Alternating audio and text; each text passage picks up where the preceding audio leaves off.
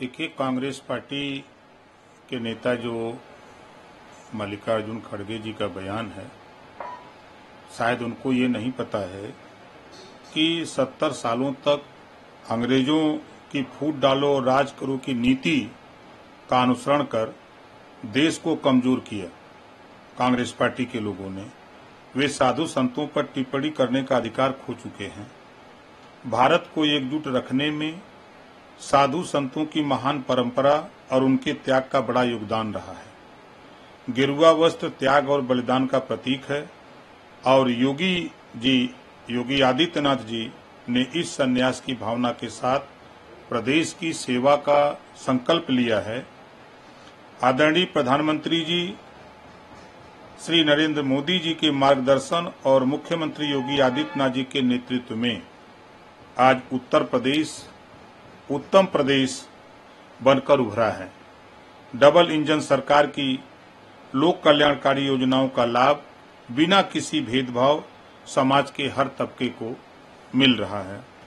योगी आदित्यनाथ जी एक सच्चे संत हैं जो राज सत्ता में रहते हुए भी संन्यास के मार्ग पर चलकर प्रदेश की सेवा कर रहे हैं।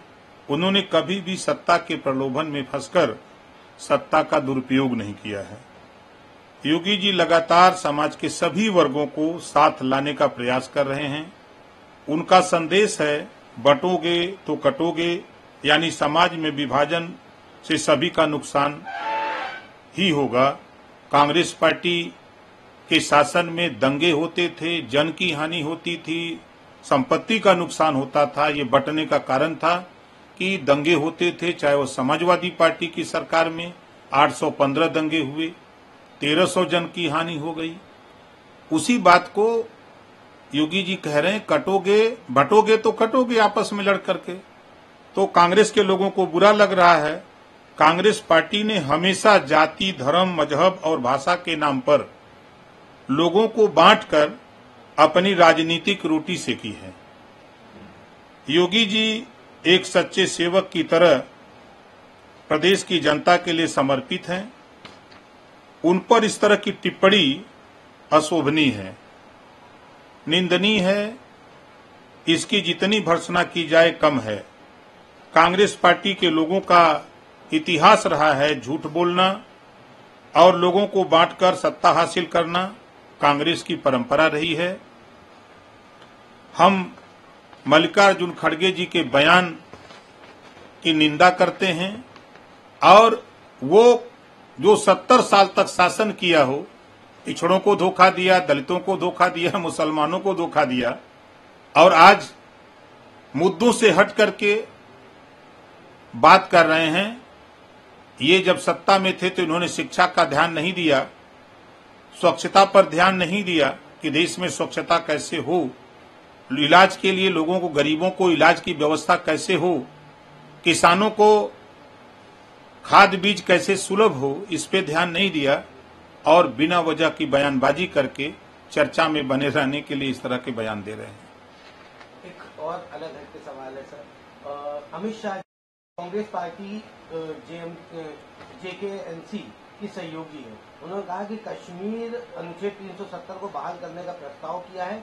राहुल गांधी की चौथी पीढ़ी भी कश्मीर में अनुच्छेद 370 को बहाल नहीं कर पाएगी। किस तरह से देखते हैं? देखिए, अब वो मामला केंद्र सरकार ने 370 हटा दिया है। अब न नौमन गेहूं हुई, न राधे खोने जइयन, न कांग्रेस की सरकार बननी है और देश में, तो वो क्या करेंगे? तब तक अपना पूरा अधिकार, पूरा रूप ले लेगा वो धारा 370। तो जो अमित शाह जी ने कहा है वो सही कहा है।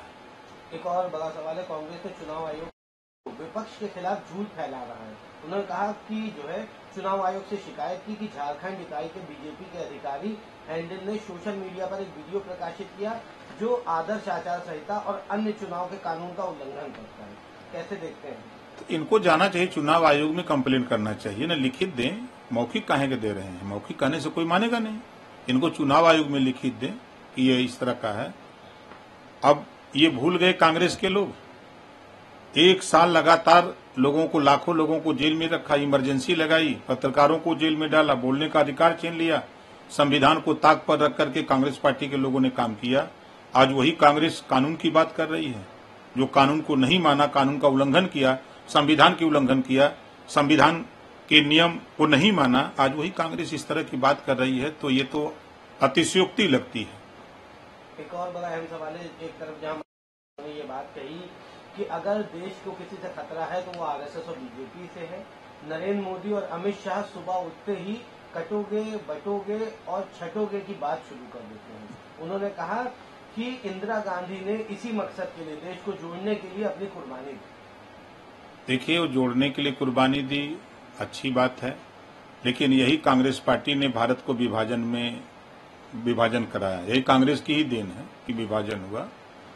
और हमेशा एनडीए सरकार, मोदी जी, हमारे देश के प्रधानमंत्री माननीय नरेंद्र मोदी जी, हमेशा किसानों के हित की बात, नौजवानों के हित की बात, देश के हित की बात, देश की सुरक्षा की बात, रोजगारों को, नौजवानों को रोजगार कैसे मिले, प्रदेश और देश में अमन चैन कैसे रहे। माननीय योगी आदित्यनाथ जी मुख्यमंत्री उत्तर प्रदेश और देश के प्रधानमंत्री माननीय नरेंद्र मोदी जी, देश के गृह मंत्री माननीय अमित शाह जी, ये सब लोग मिलकर के देश को विकास के रास्ते पर ले जा रहे हैं, खुशहाली के रास्ते पर ले जा रहे हैं, अमन चैन के रास्ते पर ले जा रहे हैं। तो ये बात कांग्रेस के लोगों को नहीं पच रही है, क्योंकि कांग्रेस और सपा की सरकारों में हमेशा दंगे होते थे, नफरत का बीज बोया जाता था। अब वो चीज इस एनडीए की सरकार में, मोदी जी की सरकार में, योगी जी की सरकार में वो बात नहीं हो पा रही है। इस नाते कांग्रेस और सपा के लोग बहुत चिंतित हैं। एक आखिरी सवाल रहेगा सर, मुख्यमंत्री योगी आदित्यनाथ ने जो है वो दंगाइयों और अपराधियों का प्रोडक्शन हाउस है, अखिलेश यादव वहाँ के सीईओ हैं और शिवपाल यादव वहाँ के ट्रेनर हैं। सही कहा उन्होंने।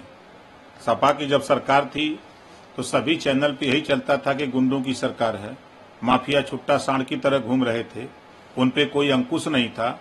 आज उत्तर प्रदेश की अगर हम बात करें तो उत्तर प्रदेश में एक भी दंगे नहीं हुए, किसी जन की हानि नहीं हुई, और अपराधी आज भय के साए में या तो जमीन के अंदर, या तो जमीन के ऊपर, या तो जेल के अंदर, आज सब में भय व्याप्त है कि कानून का राज है। कहीं भी हम कोई हरकत करेंगे तो कानून छोड़ेगा नहीं, जहां भी रहेंगे हमको उसको दबोच करके हमको कानून के दायरे में सजा मिलेगी।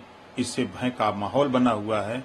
इस नाते कांग्रेस और सपा बसपा के लोग चिंतित हैं। ये पोस्टर लगातार लगा रहे हैं समाजवादी पार्टी के लोग, बटोगे तो कटोगे। भाई अब बसपा भी पोस्टर वॉर में शामिल हो गए, कल बसपा की तरफ से भी पोस्टर लगाए गए। क्या लगता है कितना फर्क पड़ेगा इन पोस्टर से? कोई फर्क नहीं है। देखिए, जनता 80 करोड़ लोगों को राशन मिल रहा है, वो राशन लेके मस्त हैं। गैस सिलेंडर मिल रहा है, वो मस्त है। शौचालय बन रहा है, वो मस्त है। आवास बन रहा है, वो मस्त है।